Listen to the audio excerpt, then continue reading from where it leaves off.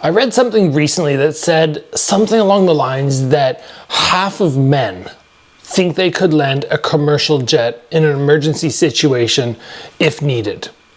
I kind of went, that sounds optimistic. And then I've seen things about people who have no martial arts training thinking that they could go in and defend themselves against multiple attackers, 2-3 attackers. Like a decent amount of guys think they're able to do that. It's naive, very naive in my opinion. And today we're going to be studying this influencer, Nick something, his name's Nick, and he has over 1 million subscribers on YouTube. Good for him. He takes on big wild challenges. Good for him. And he fights Strickland. He challenges Strickland to a fight. Seems foolish to me, especially given Strickland's willingness to beat people down in the ring, but he wants to get the views. The main thing that we can learn from this is what are the very common mistakes that beginners make and how do we go about correcting them. If you are new to fight sports, you are wanting to get into fight sports, what does the average person do who has zero training, and how do we go about improving? Especially if you're thinking about having your first fight. But quickly to jump back to that idea that people can land a commercial jet if needed or can fight off multiple attackers.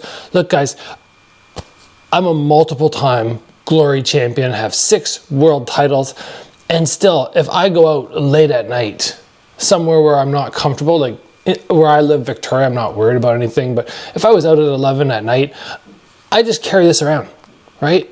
It's just so if somebody rushes at me, number one, if I have to make a fist and punch, I'm not going to break my hand. But number two, you have that little element of, okay, blinding somebody, whoa, and they can't see, and hopefully you can just take off. But a self-defense tool, because don't be naive. People who have any training are going to tell you that life is not a John Wick movie. Right? We cannot be going, oh, I deal with these 3 attackers and then turn my back and then there's the next 3 attackers and then there's another 3 attackers. Then we're just knocking people off one by one. No, unfortunately not that way. You have somebody who has any skill set that's closely related to yours, and you are going to struggle to defend yourself against just that one person, much less 2 or 3 others. So let's see here. I think we got 11 clips to go through. Let's see how this influencer does. Starting off at the very beginning, moving around, has the high hands. You can tell he's watched some fight stuff. You know, his hands in not a bad position, but still struggling on the basics. The jab doesn't look too bad. It's directly out, but you can tell he's timid the way he's kind of throwing, but keeping his head off the center line as he throws.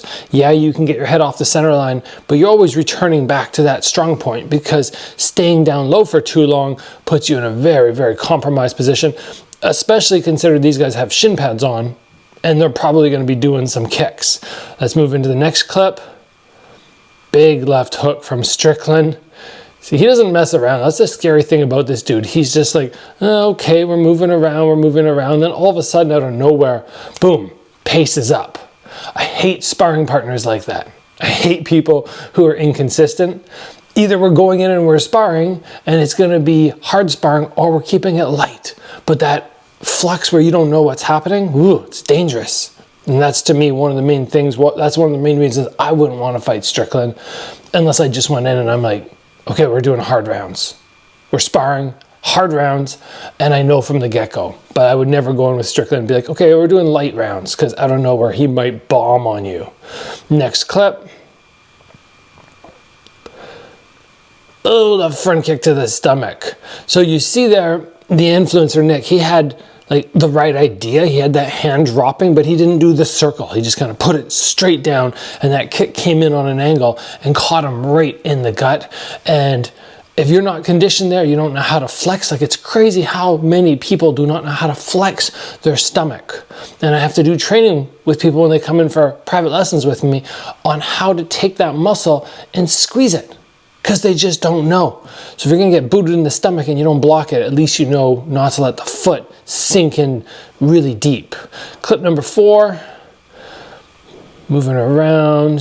He's just running now. Strickland being nice there. I mean, when somebody does even this, right? Here, I can see, I can protect. Here, I can still see in my peripherals, but my whole backside is completely exposed. And as ridiculous as this looks to anybody who's done training, and most of you guys have trained, as ridiculous as that motion looks, this is going to be a very natural reaction for many people, right? They're going to turn away. But probably one of the worst things you can do, as most of you know. Moving on. Wild little swing of the arm there. Up to the cage. Again, Strickland looking pretty nice, because at any point there, once you expose the back of your head, it could be over just with a single touch. You don't see it, and that's where the damage comes. And that's the same thing in fight sports, right? When we see people get knocked down bad, a lot of times it's simply because they didn't see the shot. You see the shot, you can flex your neck, you can clench your jaw, you can drop the head so you take it not on the nose or the jaw but off the forehead. You can make those adjustments. You don't see it, danger, danger.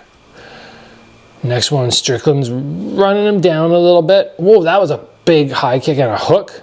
See what I mean? He goes from, oh, body shot. He goes from, okay, we're just chasing around, we're having fun, laughing at the influencer who doesn't know how to defend himself properly, and then all of a sudden, high kick, headshot, smash the body.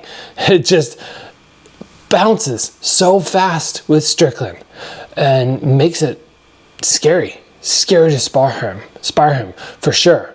Here we go. Did he just bomb an elbow? He's dropping elbows and a high kick and a knee, all up to head level. Holy smokes. Strickland, we've seen him before do some Navy SEAL stuff, or spar with a Navy SEAL where he's like, I'm gonna make you quit. I'm gonna make you quit is his goal against this Navy SEAL who thought he could hold up against a UFC fighter. He can't. Not under these rules. Maybe give him, hand-to-hand combat with no rules and weapons. Maybe that's a different story. But you're not stepping in against a UFC fighter, beating a UFC fighter. So Strickland likes to make people quit. And he'll probably try to do the same here. But those were mean. Really mean. Elbows with no pads, dropping downwards to the back of the head almost. All right, next one. Oh, that. I don't think either of those connected, but they had bad intention, I think. Bad intention. Just whipping through. Dangerous. Looks like right now the guy Nick is getting some instructions from the corner. He probably wants to come back out and do a little bit more. Let's see. A body touch from behind. Look, they say protect yourself at all times. Now, maybe he thought he was on a break, but that is such a true statement. My brother one time was fighting. The bell rang. It was kind of like fighting, bell rang. He just turned away and started walking. And he got punched. And he got hurt bad from it. You don't see the shots coming, again. So you protect yourself at all times. Always assume that somebody's going to come and hit you. Probably not in that moment where you're actually on a break getting advice from your corner, but it's just a reminder to everybody that yes, that phrase is there for a reason and it is very true. Here we go. Strickland, tappity tappity tap. Tappity tap. Looks like he's eased off a little bit, playing around, tappity tap. He knows this guy has no defense, because what is the guy doing? He's holding his hands out here. Space between the hands and the head means massive damage is coming your way. It's tight, or it's going to be more head movement reliant. But Strickland being nice there. Moving on. Chasing him down. Tap. Boom! Oh my gosh. Ha! That was a dramatic change up from play, and then clunk. So you see what I mean. Now, what does this influencer lack? Well, right from the get-go, number one, these are tips that I have for people, not tips, like must-haves before you compete, especially on your first fight. Hopefully the second and third fight after your first one, you have these down anyway because you've improved. But number one, you have cardio. If you don't have cardio to go, why bother, right? You're doing your cross-training, you're putting in the hours at the gym for your striking sports. You have to have the cardio to get through. I don't know what Nick's cardio is like, but it's the other two fundamentals that I talk about, which are the concern here. Number one, he has no offense. When you have no offense, what happens? Just as we saw here, Strickland doesn't respect him. So Strickland just, I don't care. I don't care. Because there's nothing this dude can throw. What, he tossed a couple jabs? There's no offense. You don't respect. You walk forward, you crush whoever's across from you. Number two, he has no defense, right? We saw his defense. What was his defense? Run away, turn your back, hold your hands out way too far away, thinking that this is going to keep the guy away. Defense is a must. You got to lock that up. Absolutely have to. Okay? This is why I made those strike ready courses. We have the offense course, we have the defense course, so you can understand those fundamentals of these two integral aspects of fight sports. And I've seen so many people missing elements which you must have to be effective and to be safe. So you guys can head over to Strike Ready Combat and find my courses there and just up that skill level so you don't end up like this dude. But hopefully you're not sparring somebody like Strickland who's just skill set far is like eons ahead of yours. And you also have somebody who's not going to punch you in the head after pitter-pattering on you. Anyway, kind of ridiculous situation here, but you know, the influencers are doing what they must to get those likes, and it's probably a good wake-up call for some of them that, yeah, you have to be careful when it comes to fight sports. It is a sport, but it's not a game.